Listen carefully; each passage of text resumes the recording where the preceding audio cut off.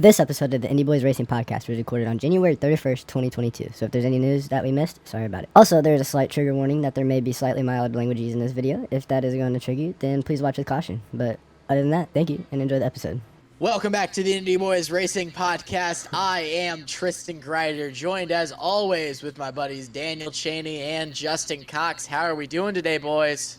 Hey, I'm doing really good today. I think we got a good episode. I'm really happy. How about you, Jay? I'm feeling great. The weekend with the Rolex 24 was a great weekend. We're going to talk about that a little more later on. But, yeah, Tristan, how are you feeling? Officially back to the racing season. I am doing great. Had an eventful weekend in Nashville, Tennessee. Didn't get to go out to the track like I wanted to. It was a little busy with the martial arts side of things. But otherwise, great weekend. Super excited to talk about the Rolex. We got a great episode for you guys. Going to get into some motorsport media. Then we're going to talk about SRX, the Rolex 24, do some predictions for the LA Clash. We got a great episode for you guys. Let's transition into motorsport media. All right, so I'm going to be starting motorsport media this week. So let's go ahead and get on into it. I got a few things about F1 and a few things about IMSA. So I'll start off with IMSA because that's a little quicker. So IMSA has announced that there will be a new class added to their championship, which will replace the old DPI class. It was actually introduced in the 1980s and 90s, but it is now being reintroduced, and it's called GTP, or Grand Touring Prototype. It's a new class to enter the competition in 2023. It includes a new LMDH hypercars, which are set to debut in 2023 as well. So super cool. It's interesting as IMSA is expanding. I really wish you could get a full-out IMSA event at IMS, but I don't think the track is really big enough. Unless, they split it into, 2 days. But, that'd be cool, but I don't know. So I'd watch it. I would, too, most definitely. I think lighting is a big issue for that, though, honestly. Are there lights at the track? Well, they don't even need lights because the cars have Hey, headlights. Bob Cockris, are there lights on the Daytona? Yeah, for real. Going into F1 now, F1 and entities in Las Vegas are reportedly close to striking a deal for a night race on the Las Vegas Strip. The announcement can be made in the first half of this year or later or some other time, but it's reported that it's it's basically done, but they're just working on the logistics of it yet. But they want to have the race next year. But if there's any delays in the process or whatever, that could be pushed back to 2024. So what I was thinking was, you're going to have Miami next year. That's the East. You're going to have Texas, which is COTA. That's the South. You possibly have Las Vegas. That's the West. What track that has a bunch of racing history and F1 has previous experience with that we could go to in the North? Don't know. I hope y'all see where I'm going with this. I'm for a great racetrack with a lot of history. I know it. Mid-Ohio. Oh, you're stupid. Dude, of course. I know it. Oh, wait, yeah. That's exactly what I was thinking of. Of course, that's a great No, track to go. we're talking about Indianapolis Motor Speedway. We want F1 back in Indianapolis. I will buy everything I can for that event. Douglas J. Bowles, whoever in that top executive group can, bring F1 back to IMS, please. We all want it. We all For real. want it. All right. I still got one more thing. All right. So actually, the last thing I have for my segment of Motorsports Media, Michael Massey could be replaced ahead of the 2022 season, as confirmed by FIA's head of F1, Peter Bayer. He said we are looking at dividing the various tasks of the race director, who is also the sports director and safety and track delegate. The individual and the race director hot seat is not the only proposed change for the upcoming season, but communication between the team and the race director is also set to be revised as well. The team managers will still be able to, but they have to ask a legitimate question and not negotiate with the race directors, such as Christian Horner and Toto Wolff did this past season, every once in a while. But no, he said we want to build a buffer with an employee who accepts these terms, and in the future, the race director will be able to concentrate on his task and will no longer be distracted. But the biggest thing out of that to me is Michael Massey might be replaced. which is kind of confirmed that's going to happen. So I'm not mad at that. I feel like Massey blew a lot of calls with Belgium last year. He made a lot of dumb calls towards the end of the season and spiced things up with Lewis and Max, which, I mean, I'm not mad. It made for a really entertaining end of the season. But, yeah. But, no, I don't think Massey should be there anymore. So, yeah, he needs to go. I agree with that. Yeah. All right, Tristan, what do you got? Now, so I'm going to transition into the NASCAR news. Obviously, NASCAR is starting this week. We're going to talk about our predictions for the LA Clash a little bit later in the episode. So I'm going to start on the Cup Series side of things. JJ Yaley has made an announcement with MBM Motorsports that they will have 2 cars going to try for the Daytona 500. So they have 2 open cars going now. It's probably going to be the 13. JJ Yaley will drive that car, along with Timmy Hill being in the 66. Love to see both of them try to qualify for the 500. NY Racing has a major rumor that Greg Biffle will be coming out of retirement to possibly drive the 44 for the Daytona 500. Jay did not know that news. Whoa! What? Okay, Yeah. that's crazy. Duh Biff. I would love to see that. Out of all of the open cars, that's one that I want to see. I hope he makes it. And then final announcement. This is an announcement for an announcement, but the Money Team Racing has just teased on their Twitter 10 minutes before we started this filming that they have an announcement coming soon, as they tweeted, "The wait is over. 4 years of waiting, 4 years of frustration, and the Money Team is finally going to announce something. It's most likely going to be Kaz Grala driving the 50 car for the 500. Looking forward to tuning into that." Now on the more Xfinity side of things, rumors are that Hailie Deegan will be running full-time in 2023 if she has a good 2022 season in the Truck Series in the Stuart Haas equipment. So that would most likely either be the 98 car, or maybe they field a second car if Riley Herbst has another bad season, or if Riley Herbst moves up to the Cup Series, which is a possibility for 23. And then the other big announcement is that Xfinity will be expanding their field from 36 to 38 cars, which is great because obviously there's 50 plus cars that try to qualify at the beginning of the season for all the races at Daytona, and last year got rained out, so we didn't get to see all those teams that were really trying to make Daytona, and so this is good. Yeah, obviously I want it to be 43 cars, but I feel like getting up to 38 per race is an exception, and really looking forward to that. So, Dan, what do you got on the IndyCar side of things? So on the IndyCar side, there's nothing for the big NTT Data IndyCar series, but in the Road to Indy side of things, Roger Penske. So obviously recently he added the big like initiative for diversity in the sport, and so that led to the USF Pro 2000 team of Force Indy. Is it Force? Yeah, Force Indy. Yeah.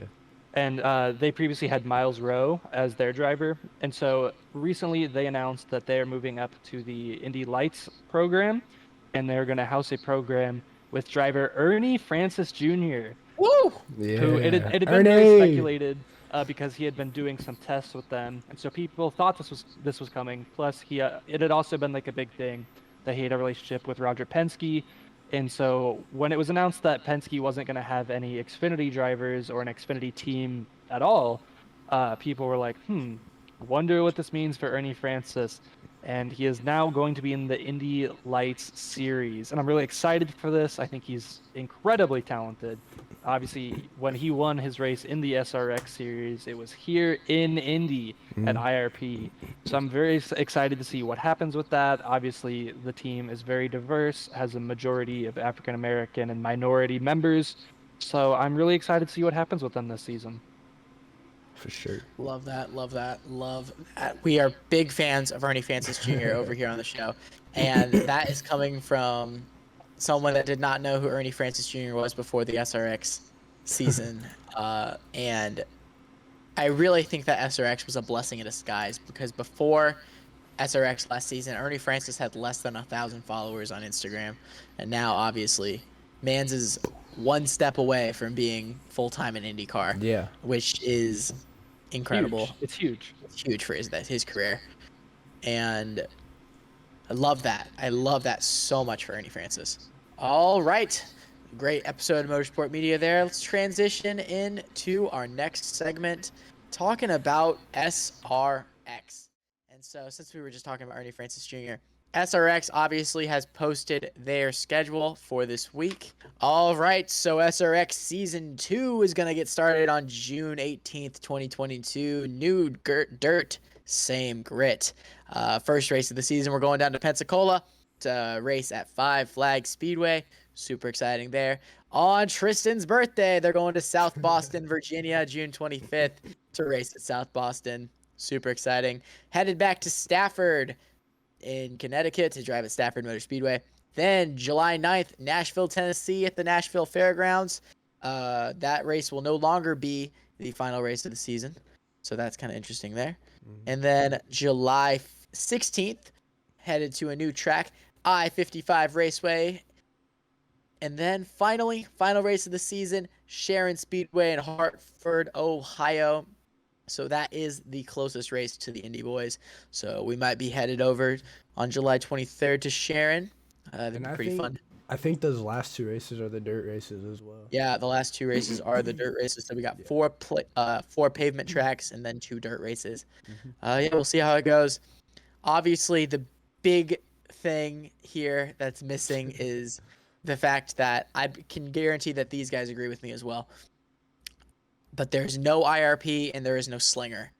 And if you ask any SRX fan, they will tell you that the best 2 races last season were the IRP race and the slinger race, which I would argue that slinger was even better than IRP. Man. Oh yeah, one of the best races of all motorsports. Like, it was dope. Like, out of the 2021 season, slinger was incredible. And I'm just really surprised. I guess they just couldn't get the contract done. Maybe they wanted more money because of the attention they got. But I am, as a fan, very disappointed that Slinger and IRP were left off the schedule. What do you guys have to say about that? I'm definitely upset that IRP is left off the schedule, just for the simple fact it's here, of course.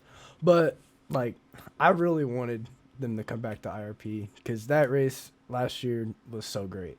like beating and banging, people were moving each other. There was but it was also clean all at the same time. Like it was so cool to watch. I just wish Willie T. Ribbs did better because Willie T. Ribbs is my favorite driver of all time. So, but nah, man, I don't know. I just really wish they were coming back to IRP. What about you, Daniel? For me, I was surprised they kept the length of the season short. I thought, I didn't think they would make it drastically longer. I thought they would probably, most realistically extend from 6 races to 8.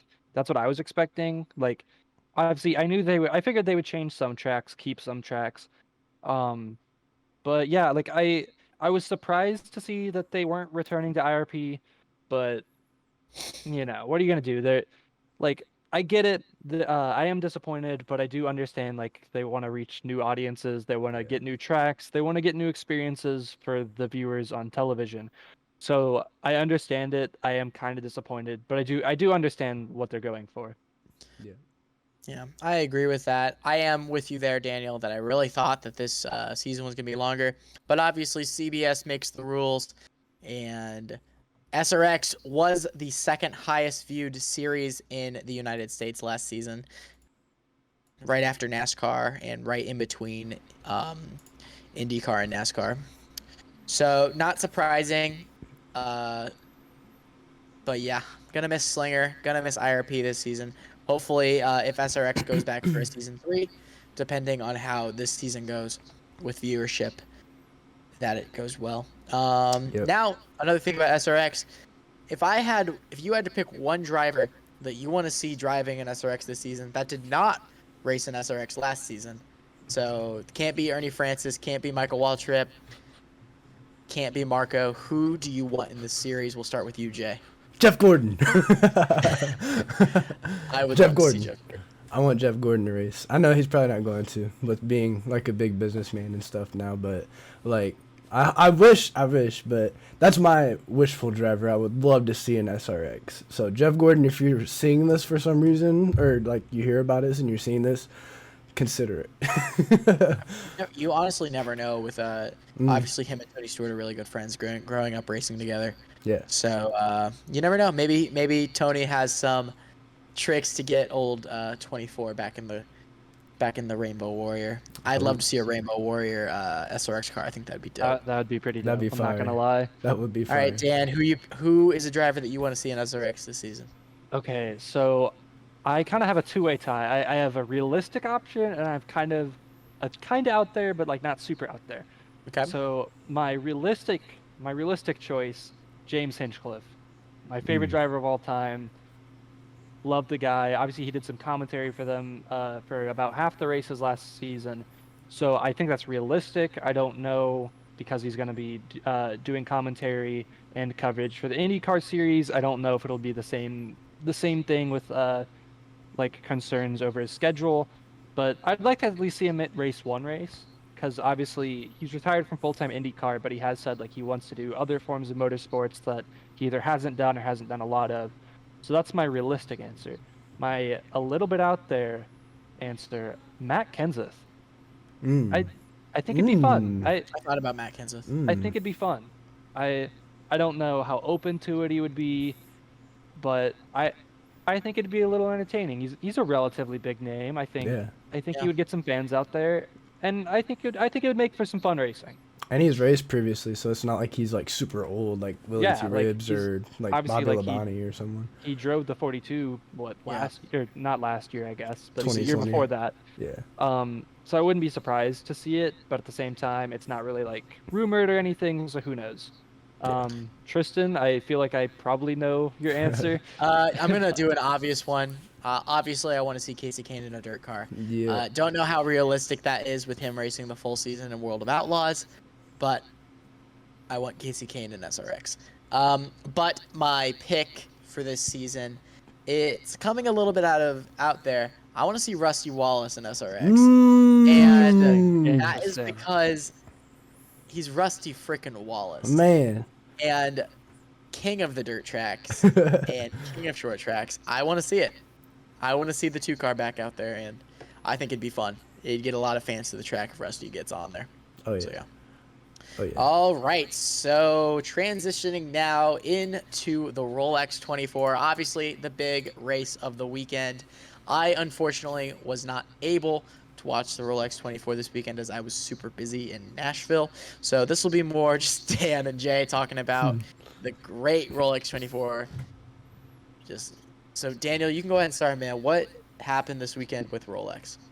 Okay, so this is just like a precursor. Like, this is the first ever IMSA race I watched part of. Obviously, I didn't watch all 24 hours. Not that insane. I respect people that can watch all 24 hours. I need sleep. So I watched probably like, maybe not half, probably like 8 hours maybe. I watched a good amount. And I didn't always know what was going on, but I was trying to like learn, trying to follow along. It was a really, really good race. Obviously, like, I don't know like if the Rolex 24 is always like consistently this entertaining, but I was very entertained. I feel like there was hardly any moments, at least when I was watching, that like I was super bored for a long period of time. Like, you know, you would have some laps here and there where there wasn't a lot of change, there wasn't a lot of like leadership, like position changes, but overall, like, it was a very, very entertaining race in my opinion. Jay, do you have anything to say about that? Man, okay, so let's just talk about it's Kamui Kobayashi.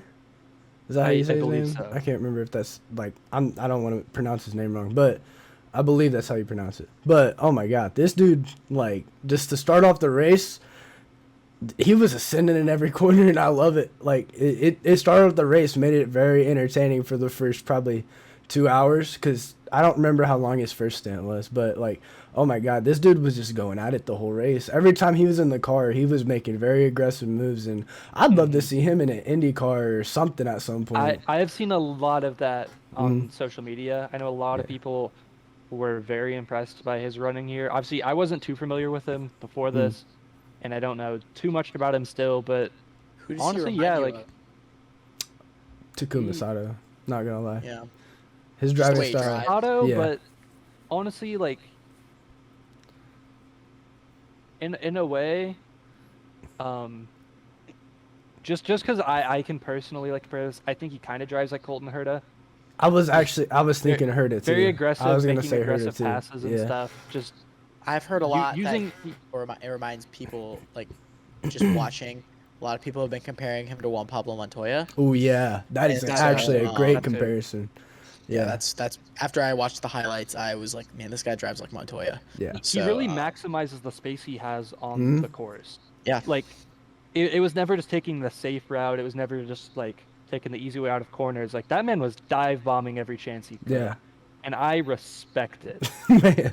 And like it's crazy because he never ate through his tires that like seriously bad, I don't think. And that's what was crazy about it, because like normally if you're dive bombing every corner and like you're really aggressive going into the corners, you're gonna chew through your tires pretty bad, lock up, whatever. He never really ate through his tires, so even to do that and like have really great tire management, to have like a really good stint, because they were in the lead up until the nighttime, I'm pretty sure. Like I can't remember. I'm pretty I don't sure remember exactly what happened to him, but something happened to the 48 car. they had something mechanical in the nighttime that happened, and it just kind of ruined the race. They went like 25 laps down at the end, I think. So Yeah, and they were leading most of the beginning. yeah, They were very dominant, I would say.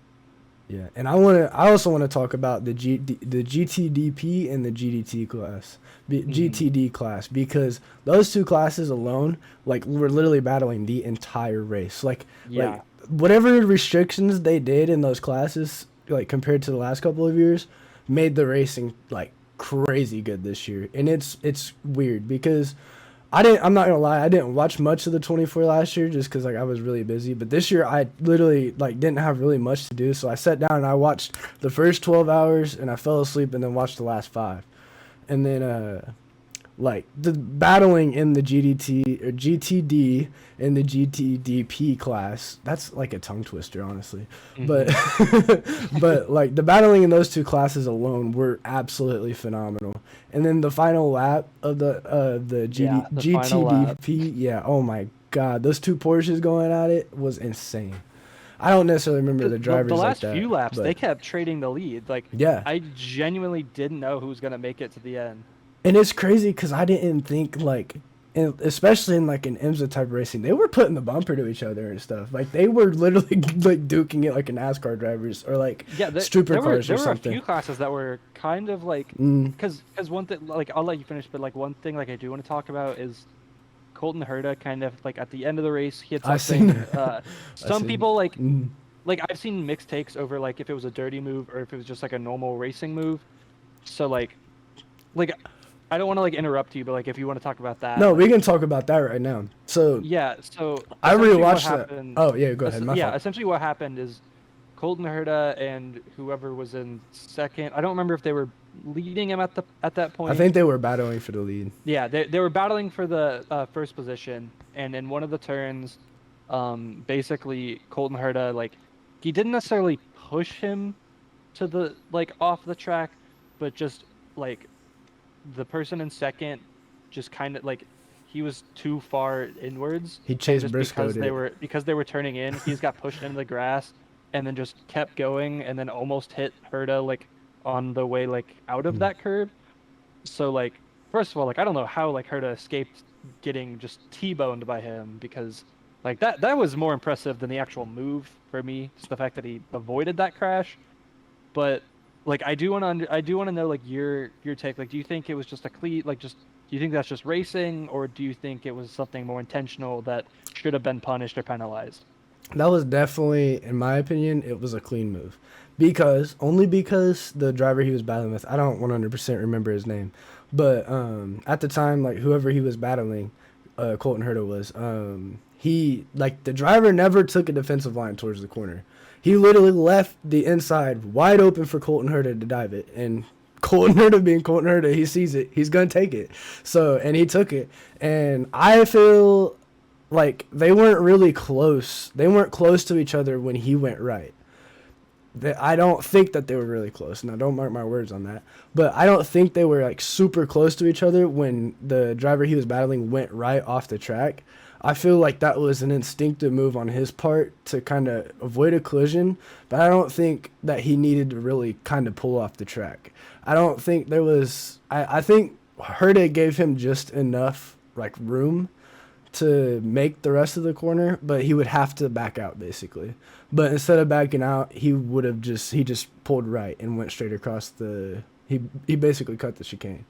And I don't think Herta made a bad move. I know it's controversial, but I personally don't feel like Herta made a sincerely bad move. And out of any of like Herta's moves, like I feel like that's one of like the best ones he's probably made that was super aggressive. So Yeah. So like my take, I don't think it was a dirty move. I think that's just how racing is sometimes. Like they were battling back and forth. Sometimes things like that happen. Obviously in the last lap with the Porsches, like a pretty similar thing happened. Just got into the grass and spun out. Like yeah, that just happens in racing sometimes. And the best way I've seen someone put it, so someone on Twitter was talking about, they're like, oh, Herta made a really like, just a really aggressive, kind of dirty move. And Marshall Pruitt replied to it, and he said, correction, Colton Herta made a Colton Herta move. yeah, Colton Herta is an aggressive driver. He will drive the wheels off of a car. exactly. There are plenty of drivers like that. It happens. Is it fun? Is it fun for those drivers that get spun out or wrecked because of it? No, obviously not. Like if your favorite driver gets wrecked out by just like aggressive, ballsy driving, like I think you have the right to be kind of mad about it or upset, angry. Like I get it, but I don't think this was particularly like I don't think it was like aggressively motivated. No, I don't think it was purposeful. I think it's just racing. That's what happens. it was. Yeah. Oh, go ahead, Tristan. If you got it. I mean, like if you put any aggressive driver in that situation, they're gonna go for going it. through aggressive drivers in my head: Takuma Sato, Juan Pablo Montoya, Bubba Wallace. Like if you put aggressive drivers in the same situation, you're gonna have the same result, right? Like just aggressive racing is still racing. Ross Chastain, you put these guys in situations where if they see that they're gonna get a position, or if they see that they're trying to take the lead, like damn it, they're gonna take it. Yeah. Like you're leaving it open, so they're gonna go for it. Exactly. And I think that like, sure, people can be pissed. What are you gonna do? It's a racing move, and I'm just gonna leave it at that. It's a racing move. And It's just road course racing. It's just short track racing. and like I said, like the dude that he was battling with, literally left the inside for him to dive wide open. If he didn't want him to dive, he would have taken a defensive line into the corner. It's as simple as that. Like, and There's I ways think to avoid it. Yeah. And I think there was about like 50 something minutes left when that happened too in the Rolex. So I'm not gonna like waste it was within the last hour. Yeah, I'm not gonna waste an overtaking chance, especially within the last hour of the Rolex 24 to overtake you if you're gonna give it to me basically. So like if and especially for the lead, like if you're gonna give me the position, I'm gonna take it, and that's what Colton Herta did. There's nothing dirty. I don't think they ever made contact. I'm pretty sure that all the other driver really had to do was just kind of back out and then battle back. Like there was nothing else that could have happened. Like he like I don't know. Like I don't think he had to cut through the grass. He like basically turned right on the entry and went across the grass. I don't think Herta did anything wrong. Yeah, but yeah. So obviously, like the races happened. All the winners happened. Like, how do you feel about the winners? Like I think we can all agree. Very, very deserving winners. Oh yeah. Meyer Shank Racing. Yeah, that's crazy for Elio to win As, two Rolexes plus the 500 in the span of a year. Yeah, like that's insane. Very, very impressive. I was as happy for Elio as I was for Simon I was super happy for Simon Pagenaud. Yeah. I mean, the guy had people were saying that Pagenaud had such a bad year, and it wasn't as bad as people thought it was. It was He bad was on in the paper. top 10 for he was in But the he was top in 10 the top 10 for in points. points. Yeah. And to go out there and be a part of the winning team in the Rolex 24, obviously Elio's going to get all the attention because he's Elio freaking And Castroneves. he did finish the race, so like obviously Yeah. the people that finished the race will probably Yeah. get the most recognition. But Simon Pagenaud, I mean, come on, he's an IndyCar champion, he's an Indy 500 winner. Like, he should get more attention for it. And Yeah. part of that team, and I don't remember who else was on that team, but It was two of their IMSA guys. I'm not Yeah. too familiar with the IMSA cast, Yeah. so I heard I'm there not was gonna, a I'm like, not gonna guess. before the Rolex but- 24 even started. I heard there was a rumor that AJ Allmendinger was going to be part of that Meyer-Shank team. But congratulations to all of the Meyer-Shank Racing Rolex 24 squad. I'm very happy with the winner. And then so that was the DPI class. Am I getting that right, Jay? Yeah, the main class, yeah. Yeah, that was the main class for that, and then the secondary class, the LMP2 class. Obviously, it was the car I was rooting for out of all the cars in the race. The 81 why. car Yeah. ended up winning. Well, honestly, I was rooting for all the IndyCar guys. I just love IndyCar. I was rooting for all of them. Yeah. But think about how stacked the 81 car was. It was Pato, pretty damn Ward, Yeah, Pato, Colton Herta, Devlin Devlin DeFrancesco. DeFrancesco, and Gavin Lux. yeah, Gavin who Lux. is not an IndyCar driver, but in his stint in the car, he was pretty good. Yeah. I didn't think they were gonna win because for pretty much most of the first 12 hours, they were they were behind. Like I believe they were like one or two laps behind for like a decent amount. Yeah. And then I believe in the nighttime, during like the cautions, when Colton Herta was driving, they got back into the lead lap just because of all the cautions that were happening. And then Colton Herta finished it out for him Yeah. with just a really aggressive, really impressive drive. And they just had a really adorable shot at the end when he won the race, and they shot back to the team, and Devlin DeFrancesco was like freaking out, and Pato Ward grabs the camera like, what? Like that was really wholesome. I'm not gonna lie. But yeah, I was really happy for the 81 team. Yeah. Man, Colton Herta do be adorable. Daniel Chaney. Yeah. Hey, no, there's Man. Pato. Pato was adorable there. They're all adorable in Daniel's That's eyes. funny. Anyway, but yeah, Rolex 24 was awesome this season. Hopefully I get to watch some of it next year. I obviously watched it in 21. But hopefully next season, I just was very pleased with the results. So congratulations to Elio and to all of Meyer-Shank Racing. Congrats to that 81 car with all those Indy guys on that. Congrats to the even other just classes. yeah, Yeah. for Congrats to all of the classes, other IndyCar drivers that were involved with the Rolex 24. Naming some of them off the top of my head, Reese VK. Hey, VK's team Just- was in second in the I know. LMP2 class. Yeah, but just say half of the IndyCar field.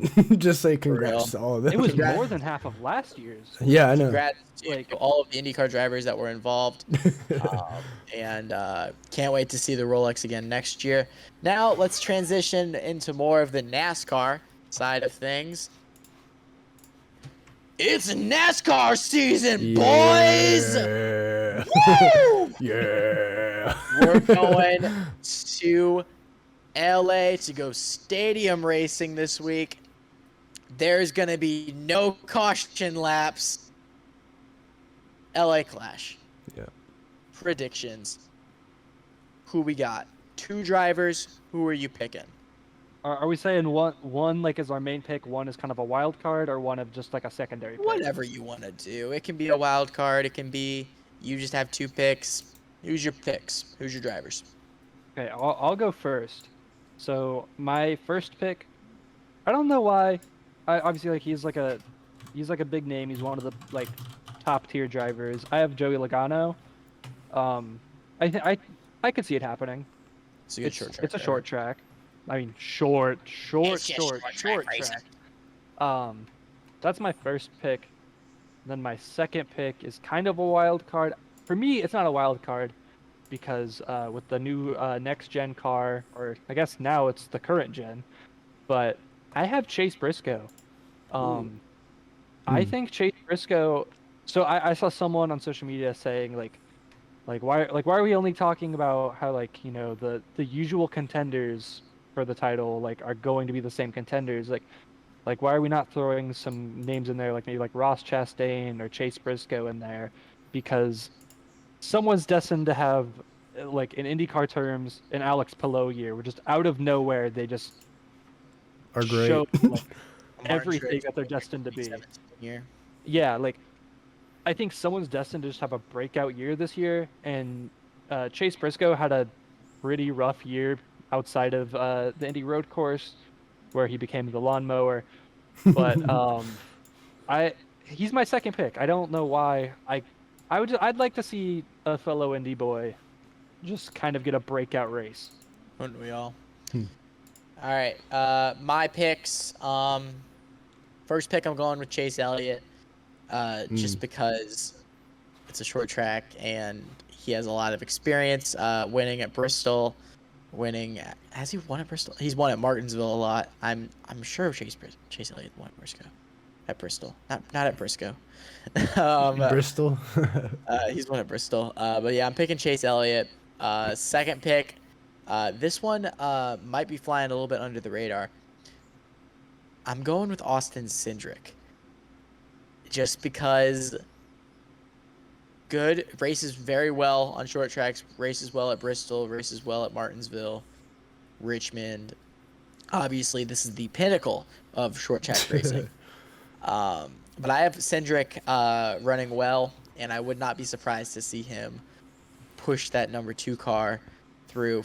First driver I can remember since literally 2011 that wasn't named Brad Keselowski in that 2 car.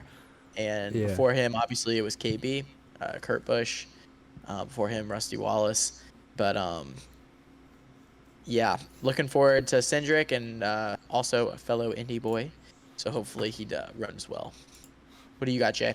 I think my first pick, just because he runs really good at Martinsville, which is kind of a similar track. I guess you could say flat, really short track, which it's even shorter than Martinsville. But I guess you could say my first pick is probably gonna be Denny. So Look at the flag. yeah, just look at the flag, guys. Like, you should have known that was coming. But no, like honestly though, like Denny usually runs pretty good at Martinsville, so I feel like he'll be definitely a contender up front at the Clash, of course. But if I had to choose a wild card, I'm gonna go with someone that can really like lay the bumper to someone and can really just drive through the field, and I'm gonna have to go with Tyler Reddick as my wild card. So Hope so. those are my 2 picks. Not a true fan. Daniel didn't pick him. Not a true fan. Not a true fan. But yeah, those are my love 2. Tyler Reddick, though. I just never know what tracks he's gonna do really well on. That I feel like it wavers. Yeah. Homestead Miami Speedway. Okay, well that's the given. Yeah, but hopefully the LA Clash is incredible this weekend. I'm really looking forward to it. Sunday, February 6th on Fox. Go check it out. Pro Bowl. The Clash. The Clash. You better be choosing the Clash. Obviously, Fox is gonna have a lot of viewership for that. Really excited. Caution predictions. What's the number? Since we're not having caution laps, how many cautions are we having this weekend? Because I'm gonna go with 24. That's a lot. You're going way more than what I was thinking. I'm gonna put it out there Yeah. with 24. I'm gonna go 16. 16 is how many I'm gonna go with for 16 just normal cautions. Like, Well, crap. Now I feel like I'm lowballing. this is for the main go- race because I know they're Whatever doing you want, heats, man. right? Main race. I'm going 24. Okay. Jay's going 16. What do you got, 16. Dan? I think I'm gonna go 9. Oh, 9? wow. I still feel like that's a lot, but it's not like crash fest a lot. You know what I mean? Yeah. Oh, we're going short track racing in the stadium. Right. Like So, I think it won't be as much of a crash fest as everyone thinks. Obviously, they could prove me wrong. They could really prove me wrong there. But I I'm predicting 9. I don't know why. Interesting. Well, there you go. Hopefully, the LA Clash, Busch Clash. Super excited for it. Yeah, let's transition into our final segment.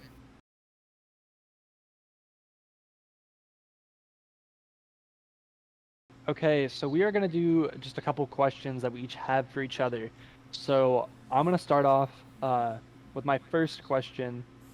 So obviously with the Rolex 24, Elio Castroneves was in the winning team, and he repeated. He's won 2 years in a row, and obviously he's won 4 Indy 500s, and I believe, is it over 20 IndyCar races? It's definitely over 20, right? Yeah, like This got to be over. he's 20. won a lot in his career, and I've seen a lot of takes saying that with this past year that he's had, that it solidifies him as in the conversation of the greatest of all time, just racers in general. So I wanted to know your guys' take on that. Like, do you think he's in the conversation? Do you think he's like not near the conversation? Do you think he's just a little bit outside of it? Like, what do you guys think? Nope. Listen, I love Elio Castroneves. He definitely deserves to be in the conversation. He's not the greatest of all time. It's Mario Andretti, and it's Mario Andretti. And you could obviously make an argument for Richard Petty. You could make an argument for Dale Earnhardt, Michael Schumacher. Marco Schumacher, AJ Foyt. Lewis Hamilton. There's You a could lot. make There's a all lot you these can put up there. arguments. But Dale Earnhardt. yeah, and but he's in the top 10. I will say he's in the top 10. But I wouldn't say he is the greatest of all time. In my opinion, that is still Mario Andretti. What do you got, Jay? I wouldn't say he's the greatest. I would say in terms of his accomplishments, he is one of the most accomplished drivers. Because when you kind of look at greatest, you kind of look more towards, I mean, you look at championships, but you also look at race wins. And like you said, he has, like, you said something in the 20s of race wins, right? I believe so. And I feel like that's not, like, a lot to have, like, any weight to hold to, like, a GOAT status, you know what I'm saying? And I get there's a few people who kind of scrape by that, like, I could say probably scrape by, but I just feel that he probably is not a part of GOAT status just yet. I would say he's, like, if he's not S tier, he's A-list right there. If that's how you understand. I easily put him in the A tier. That's why I said I have him top 10. Yeah. Don't know where in the top 10. I'd have to take a minute. And Yeah. my top 3 is probably Mario Andretti, Richard Petty, and Lewis Hamilton, with Michael Schumacher coming in 4th there. Actually, I might even move Richard Petty out of the top 3 for Michael Schumacher. But yeah, I have Elio top 10, if not top 7. I probably would put him about, in my opinion, top 15. But I like to give a longer estimate of drivers because, like we talked about with Colton Herta, I placed him in the top 40. But that was just because his like driving style. He needs to clean it up before I can place him like within like the top 20, or in my opinion. But and obviously, yeah. In the next 5 years, I mean, people are already talking about Kyle Larson being the greatest driver of all time. He is the greatest talent that we have. As definitely. a modern day racer. But I mean, come on, like, it's way too early to talk about that kind of stuff. Elio has been around for over 2 decades in full-time racing. On, like, that is portrayed to the media every single day. 4 Indy 500s is a short list of only 4 people. And I mean, if he wins a 5th, he moves up 3 positions for me. Yeah. I'm just letting you know. So if we get to May this year, and if Elio wins his 5th 500, we have a very different conversation. Yeah, I was about to say, if Elio wins 5, if he wins 5 Indy 500s, which Indy 500 is probably one of the most prestigious racing events of all time. I think So it's the you would say the? prestigious. Okay. I So would say the. if he wins 5, I would put him in GOAT conversation, honestly. I wouldn't say he is the GOAT, but I could, like, you could see be the like, argument. yeah, you could see an argument about it. But I mean, even with 4 maybe, but I don't feel like that's like if he gets to 5, because I don't. Is there any other driver that has 5? No? It's No. it's a Okay. four-way tie for Okay. 4. Yeah. Okay. So if he gets to 5, that's definitely good talks right there. I'll give it to him then. But right now at 4, not just yet. I mean, really, I'd love to hear what Daniel has to say about this, but I have a feeling your answer is probably going to be very similar to ours, but he doesn't have enough race wins and doesn't have enough championships. Just the number, you have to put everything into account. Yes, the man has 2 Rolex 24s, 4 Indy 500, 20 race wins. It's just not enough, I feel like, compared to Richard Petty having 200 NASCAR wins and 7 championships, Dale Earnhardt having 76 wins, and yeah, I don't think Elio is quite there yet, but hopefully he's there soon. But yeah, I guess we'll find out, you know. Okay, so my take on this, obviously, I think he's one of the greats. He's a legend. I would say top 15, top 20. Because I don't have a for sure list of where I have every single driver ranked from greatest to worst of all time. Like, I don't have a for sure list. I think he's a legend. I think he's definitely up there. I think he's more of a spectacle race guy. Like, obviously he has won like a lot of races. For an IndyCar's perspective, he has won a lot of races. Yeah. Obviously 4 Indy 500s, like, that's impressive. Like, that is insane. There's only 4 men who have done it, and he just became the 4th. And obviously, like, there have been so many ones that he's like not necessarily been like screwed out of, but like he could have had probably 6 or 7 if just some certain Indy 500s had gone a slightly different way. Like, the argument is there. Like, I do think he is probably the best like Indy 500 driver of all time. Easily. I don't think that's a bold take. It's not a bold take. It's correct. Yeah. I think, like, overall, I don't necessarily know if he's in the greatest of all time conversation. Obviously, for me, that's Mario Andretti. 1 Indy 500, 1 Daytona 500, 4-time IndyCar champion, 1-time Formula 1 champion, Rolex 24 winner. He's won basically everything. Basically everything you can win. There's very little that he hasn't won. Yeah. And he's done it in different cars, he's done it in different series. And, like, as we saw in the SRX, Elio didn't really have that, like, versatility. Not that I think, like, I will say he ran well. I don't want to say that, like, if he won an SRX race, you could be like, oh, that puts him in the GOAT greatest status. of all time. SRX is not NASCAR. He won it, Slinger. I do think he's a legend. There's every bit of respect he gets. I do think it's a little bit of a reach to say he's in the greatest of all time category. That's my personal take. I think you can argue he's in that level. You can make the argument. I personally think he is like a tier below, not by too much, but I don't necessarily know if he's the greatest of all time. Yeah, I agree with that. My top 3 would have to be Michael Schumacher, Scott Dixon, and Dale Earnhardt. Ooh, wow, you put Dixon up there. Well, I consider I consider open wheel to be a little more like a little more abrasive driving than like what NASCAR would be in my opinion. So I would say that's that fair. I could say that like IndyCar and F1 drivers are more like skilled drivers than NASCAR drivers. That's my own personal take. That's why I would put someone like Mario or AJ Foyt up there, because they had the versatility where wherever they went, they knew they how were to going to drive win. it. Yeah. And people have tried to say Kyle Larson's in that same boat. If Kyle Larson, like, obviously I don't know if it's still going to happen, but the rumors were Kurt like, Busch. the rumors were that Kyle Larson either wanted to or was going to be in the Indy 500. If Kyle Larson wins an Indy 500, I think you can argue that he would win in any car you put him in. But he's only done dirt and asphalt oval, and I mean, like, asphalt road course. But like, I think it's a really far stretch to be like, oh, Kyle Larson is our AJ Foyt. Yeah. Like, I think that's a bit of a stretch. He's an incredible talent. Repeats champion. I'll start to talk about that.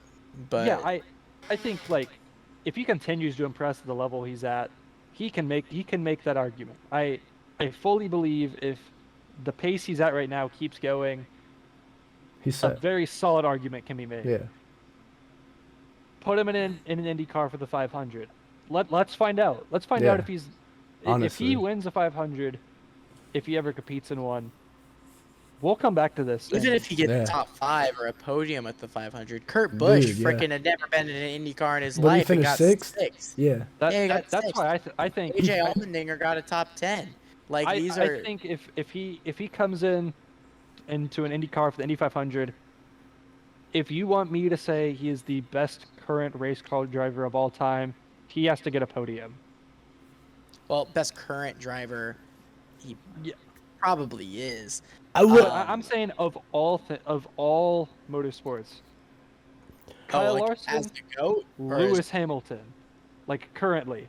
Lewis Hamilton. Yeah, I would have to say he'd have to do it multiple times before you can put him in Right. GOAT status. You can't say he's gonna do it once. I'm not saying you specifically. I'm just saying in general. Right. I'm not saying he's gonna do it once and then be like, yeah, he finished top 3 in Indy 500. He's the greatest of Right. all time. Yeah. No, you've got to prove that. Just because you got a podium or whatever, like one time, think that he go back is to next the- year, do it again.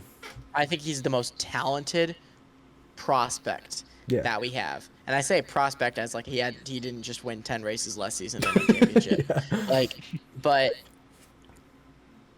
he's gonna be good.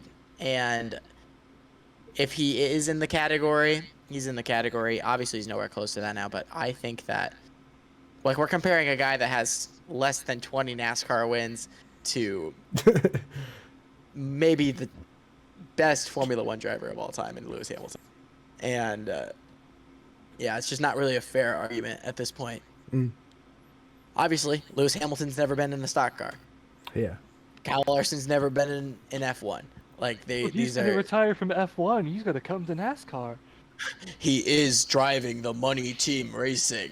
Like no, Now like, that that's- would be a plot twist. dude. If he did, I'd cry that I would do it. But Nah. yeah, that was a good question, Dan, and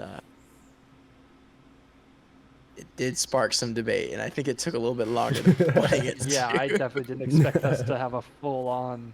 Well, that was a great episode of the Indy Boys Racing podcast. A lot of short segments today. Talked about some motorsport media, Rolex 24, the SRX, our predictions for the LA Clash, and finally, if Elio Castroneves is in the GOAT conversation. Spoiler alert, he's not. And just a great episode overall. Anything to say, Jay? No, I feel like this is a pretty solid episode. Make sure y'all keep interacting with us on social media, please. We love the interaction with you guys. And all I can say is we're going to keep at it. We're going to keep trying to get some more drivers on here to interview and stuff in the future. So, yeah. What about you, Daniel? It's racing season, Yeah. boys! Yeah, baby. That's all I have to say. And shout out to the fact that it's racing season. We got a lot of stuff in the works for you guys. Very big announcement coming very soon about the Indy Boys Racing podcast. We will do some teasers to that soon. Shout out to my favorite tweet about the Indy Boys Racing podcast this week. This one's from Brett Morse on Twitter, officially a fan of @David Malukas and his jiu-jitsu sword. Loved that. That was my favorite part of the last episode, so I'm glad you guys enjoyed that over there. Anyway, thanks for watching or listening to the Indy Boys Racing podcast. Check us out on Instagram and Twitter @Indy Boys Podcast. Make sure you follow, rate, and like this podcast on Spotify and on Apple Podcasts. Signing off for Daniel Chaney and for Justin Cox from Indianapolis, Indiana. I am Tristan Grider. Have a good one, guys. Peace.